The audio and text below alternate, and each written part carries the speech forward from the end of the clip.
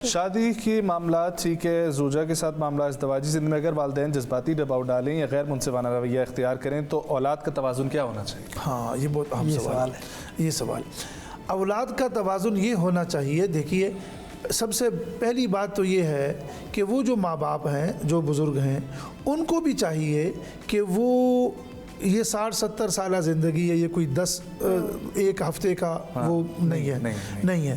ان کو بھی چاہیے کہ اگر بیٹا جو ہے وہ صراط مستقیم پر ہے، جادہ مستقیم پر ہے، اس کی بات بھی کیا کر لے، سن لے۔ لیکن ایک حدیث عجیب ہے کہ آپ صلی اللہ علیہ وسلم ایک نوجوان کو فرماتے ہیں کہ اگر ماں باپ تجھے طلاق کا بھی حکم دیں تو آپ اپنے گھر والوں کو بھی کیا کریں، چھوڑ دیں۔ تو اس لیے، لیکن دیکھیے اس سے تو اس بچی کا مستقبل تو تباہ ہوا اور ان کا گھر بھی کیا ہوا، تباہ ہو گیا، سب کچھ ہو گیا۔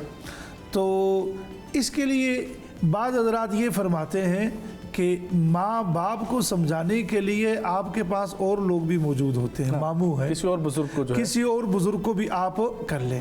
اور ایک یہ بھی ہے کہ جو ماں باپ ہیں ان کو آپ کسی عالم کے ذریعے، کسی مفتی کے ذریعے، یعنی زمانے میں سمجھانے کے بڑے طریقے ہو سکتے ہیں، آپ یہ طریقہ بھی اختیار کر سکتے ہیں۔